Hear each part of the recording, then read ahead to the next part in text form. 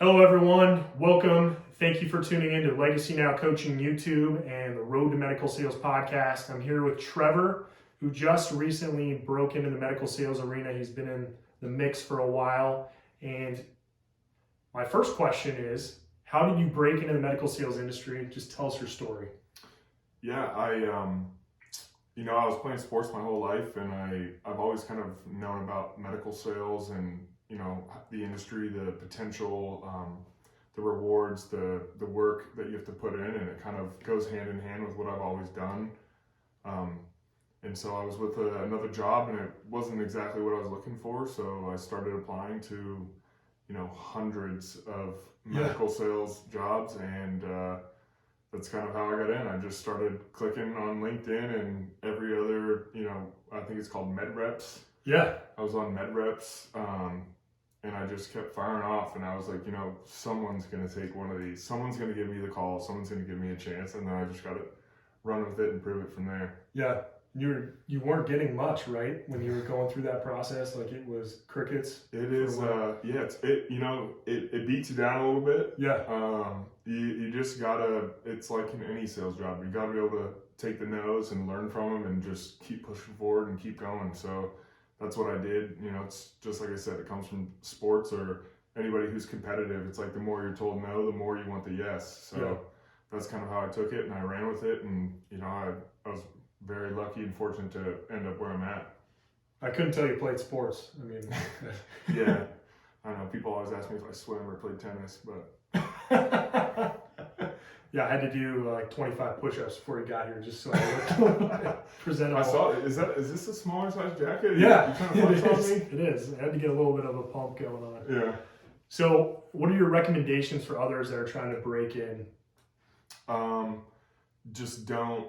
I mean, you're gonna get no after no after no. Just don't give up. Just keep, sending out your application, your everything. Just keep going, and like I said, somebody's gonna give you the opportunity, and then when you get it, just take it and run with it.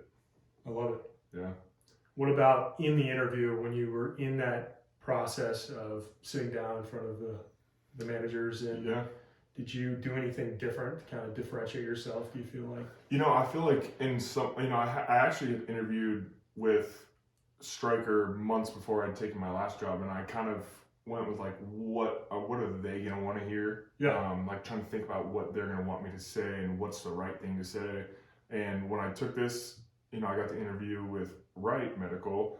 I got on, and our first interview was actually you're not even talking to a person. They just have questions scripted, and you talking to your own computer. They record it, they watch it, and then if they think you did well, they'll contact you for a second interview. So I just went into it with, I'm just going to be myself. I'm going to be my big, goofy,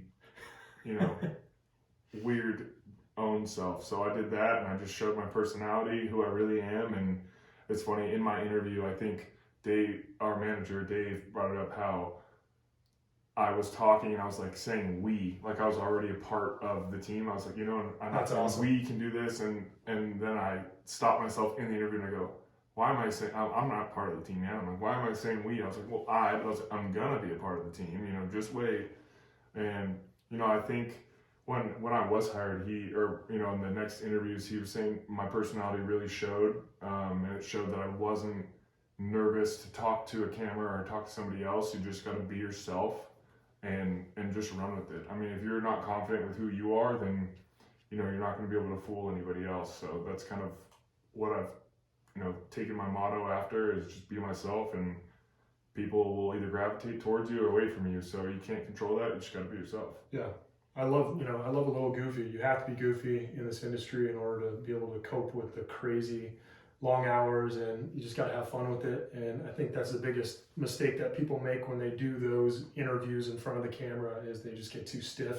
Yeah. They try to be someone that they're not. So that's awesome. Definitely. It's tough, when it's something you really want and you're trying to think of like, what can I say that will make them be like, this is the person. I really think they're looking to see what personality is going to fit with their team, how you're going to be able to, take that no, or because I feel like they know that your medical sales is not easy to get into.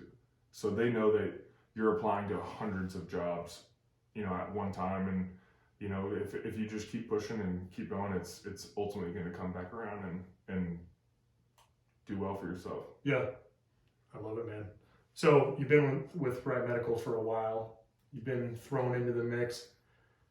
What has it been like as an associate rep so far? If you could paint the picture for those that are either about to break in or about to start their first day, what should they expect? I think if you're trying to get into medical sales, you have to know what you're getting into. It's awesome. It's amazing. There's amazing people. But you have to know that this isn't the 8 to 5 job.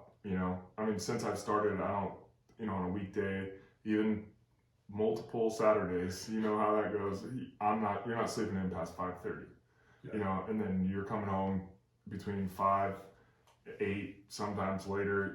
Just the other day I was at Mayo till 7 o'clock. There's no shut it off now. It's the work needs to be done. It needs to be done, or else you're not gonna be able to do what you need to do. And that's kind of just gotta know what you're getting into, and you gotta come with the work ethic and have fun with it, and get to know your team, get to know everybody else, and it really forms together. So yeah, it's a total team effort too. Big time. Without that, it would be crazy. Yeah, and I definitely lucked out with our team. Everybody on our team wants to teach, really wants everybody to get to that next level. So I think that makes it a lot easier to grind and put those extra hours in, because that everybody is working collectively as a team. It's not just one person is doing more than the other. So that's something that I really enjoy, and it makes the long days a lot easier. Well, I'm sure you could have related that. You probably did, right, in the interview process of working on a team in football when you played, and how that would correlate. Yep. I just came into it and I said, I'm not scared to voice my opinion. I know I'm not the smartest person in the room, but if there's something that I think could help the situation, or no matter what it is, medical sales or anything that you're doing, just don't be scared to speak out and give suggestions, and know that sometimes it's going to get shot down. Sometimes they're going to take it. It's just, if everybody's scared to say what could help, then I feel like nothing's really going to get done the best way possible. Yeah. You had that suggestion the other day where the Google Drive, and I never even thought of that, to have, a good, count of where all the retractors are at, so we're not just scrolling through our group text trying to figure out where everything's located. One of the 50 group texts that we have. It's like every day I start 10 more, and it's just like, oh, which one was this in? Takes you 10 minutes to scroll up to the top. Yeah. I need to get like 3 more phones, because my photo roll is already completely full. Your gigabytes are gone. Yeah. All right, so this is my favorite part. What about your funniest story? It doesn't have to be in the operating room, just could be since you've been with the team at Wright Medical so far. Yeah, it's actually this past weekend. I went up with Matt, another coworker of ours. He's a rep, great dude, known him since elementary school. We went up with a couple buddies to Snow Bowl. We took the shuttle up to Snow Bowl. We were going skiing for the day. And so, I put in our group, or on our calendar thing, that I'm going to be, unavailable for the day. I'm going skiing with Matt. And it's funny, we're on the bus there, and I look at my phone and it goes, ding. He goes, Matt Vessling declined your day off. And I'm like, look behind me. I'm like, you're sitting right behind me. Did you just decline my day off? And he just started laughing. So we get there, we got all of our skis on. I haven't skied in 10 years. Over 10 years, since I was in 8th grade. And my girlfriend's like, what are you gonna do? Like, you haven't done it forever. If you get hurt, blah, blah, blah. And I'm like, look, I'm an athlete, all right? Like, I'm gonna be able to do this. So Matt snaps a picture of me before we go up the first run. It's like, hey, everybody, like, look who I'm skiing with, blah, blah, blah. And I'm like, yeah, this is gonna be so much fun. Like, I'm gonna do great. And then we went down the first run. I was like, oh, I got this. Then we went all, and that was like the halfway, back to the bottom. I'm like, okay, we're gonna go to the top this time. Yeah. I got off the lift. Everything was going great. The wind picked up a little bit, and I took a bad spill. Yeah, I took a nice left turn, caught caught some ice, went right over the top. I slid about 50, 60 yards down the mountain. Oh. Yeah, I had 2 random ladies bringing me my skis that were on total opposite sides of the mountain. And I laid there for about 10 minutes and just, as soon as I hit the ground, I was like, I physically cannot go down another ski run. So, yep, we had a whole day trip. I made it 1.5 runs. And I was down at the shack at the bottom drinking beer for the rest of the day because I was not getting back on those skis, and I'm still feeling it to this day. So, yeah, I texted back about 10 minutes after Matt sent the picture of me into our group, and I said, yep, second run, took a hard spill, and I'm done for the day. So, that's team bonding. Really showed my athletic ability to our team. Yeah, They're like, what is this goofy guy doing on the ski slopes? Yep, that's team bonding at its finest. For all of you that don't know, Flagstaff is considered the ice block of mountains. It was, because when I hit the ice, it felt like I jumped off a parking garage just onto the cement. That's as soon as I hit, and I was like, all right, I'm gonna ski down. I'm not getting taken down by a snowmobile. I'm not gonna do that unless my leg's broken. No, I'm gonna make it down. I'm gonna sit at the table for the rest of the day. For the next 8 hours, I sat there, drank beer, and That's not a bad situation. I mean, it kind of ended on a good note, Yeah, I even told everybody I was with, I was like, I'm not, like, I can't ski for the rest of the day, but I was like, there is no point in time where I've been sitting here like, I want to leave. I was like, I am perfectly content sitting at this picnic table at the bottom, pitcher of beer in front of me. You guys go ahead, go back up to the top. When you get to the bottom, the pitcher might be empty, but we can get another one. I'll be feeling really good. Yeah. So, final words for those trying to break into med device could be some inspirational words, could just be some final words of advice to try to just get those people that are maybe struggling to land that interview or just keep falling short. What do you recommend? I would say do your research on what roles you're applying to. I think a lot of the time why, I was getting so frustrated because it was, hey, I'd get the denial email back, like, hey, we're going in a different direction. We're looking for somebody with more experience. And in my mind, I'm like, how can I get experience if I can't get into a role to get that experience? And I was applying for territory rep position. And now that I'm in the industry, I know that there's no possible way that you can just go from, somebody like me who had no experience, no clinical experience, to just come in and just jump right into being a rep and working with the doctor. So I would say look into what roles. I mean, if you have to get into a lower role, like the associate role that I have now, and just learn, just absorb everything you can, and from there it's like if you have to do the dirty work for a little bit, I compare it to being the freshman in the locker room. It's like you got to do all the stuff that the seniors don't want to do because you haven't earned that yet or you don't know it yet, and that's just kind of what I would say is just, kind of look into what you're applying to. I was applying to everything. I mean, I would definitely still apply to everything. I would fire any application out that you can, but don't look into a specific company or, don't just focus on one thing because there's a million other people that are trying to get into this industry. So just figure out what you want to do, kind of do your due diligence and research on what you are trying to get into.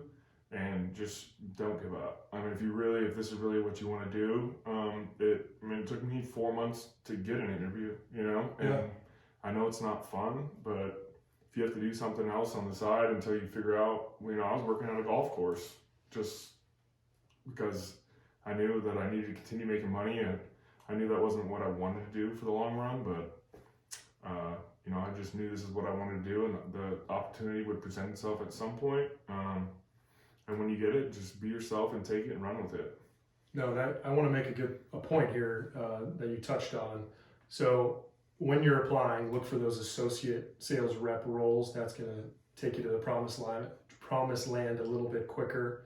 And then you had mentioned something to me before, was you kind of found an inside connection and touched base with that person that worked on the team, and you were able to get some traction that way as well. So it's not just firing your resume off, but also trying to network and reach out to people on LinkedIn and have physical conversations with them so that they will vouch for you in the interview process? After I applied to this, I looked the mutual connections and worked with the company, and Matt was the mutual connection. So I just messaged him and I said, hey, I would never go the route of saying, hey, can you hook me up with this job, or can you pass my name up the chain, because that person's ultimately going to be like, I get a lot of those, and I'm like, and I delete them, and I'm nice. I usually say, hey, I'll keep a lookout for you, but it just rubs me the wrong way. Sure. And I've been doing this for less than 3 months, and I'm getting messages like that, and it's people saying, hey, can you get me a job as striker? And I'm like, you know how long it took me to get this job? I'm like, I'm the last person you should be asking to get you a job. And it's just connect. And I connected with Matt, and I said, hey, I just said, how do you like the industry? How do you like the company? How's your team? And his response was, our team's amazing. And he responded and said, I think you would fit in great. So I didn't come at him with hey, talk to your boss about me or whatever. I just said, how do you like it? What are the people like? Well, all along those lines. And he was the one who was like, I think you would fit in great. And then 2 days later, I got a phone call, and 7 interviews after that. I was, lucky enough to get the job. So that's awesome, man. Yeah, I had some stiff competition with Angela. She was a tough one. She's real smart. So I was like, they're gonna take the big jock, or they're gonna take the real smart girl who has the experience. And they took both. They did. I got real lucky. I don't know how I got the job, but I'm happy I'm here. Somebody out there looking out for you, man. Yeah, and like I said, our team's so awesome, and I would say really, if you do get into the industry, just build connections with your team, and don't try and do everything on your own, or don't think that person's going to do it. It's work collectively like we do. We have 50,000 group texts that it's, hey, this needs to be done, this needs to be done. How are we going to break this up and get it done as a team? And I think that's the best way to do it, because everything gets done. Everybody knows that everybody's putting in their fair share of work, and it's pretty nice to see that it pays off, and that's why our team is as good as it is. I agree. Couldn't agree more. Thanks, Trevor. Yeah. I think this is going to help some people that are trying to break in. I really appreciate you coming on. Of course. Just good luck and stay to it. Don't get beat down by all the no's. Well, actually, one more thing is funny. I was telling you this the other day, and kind of how it sparked the conversation of the podcast was, I was saying how I was applying to all these striker jobs, and I'd gotten hired by Wright, who got acquired by Stryker. So now I'm a Stryker employee, but still to this day I'm getting denial letters from Stryker that they're not going to hire me. And I look at it now and I just laugh. I'm like, you know what? However you have to get into the industry, doesn't matter who it's with or where it is, it'll all fall into place. You'll just get the experience, get going, start learning, and then you can build from there. Yeah, I love it. Thanks again, man. Yeah, of course. Thanks for having me on. I appreciate it. Hey, guys. So do me a favor, press that subscribe button below so we can keep bringing you more of these videos to try to help you inspire to break into medical sales and crush it while you're there. And check out this podcast. It will be on the Road to Medical Sales podcast. You can find it on Apple, Spotify, or go below in the description. And I'll see you guys soon.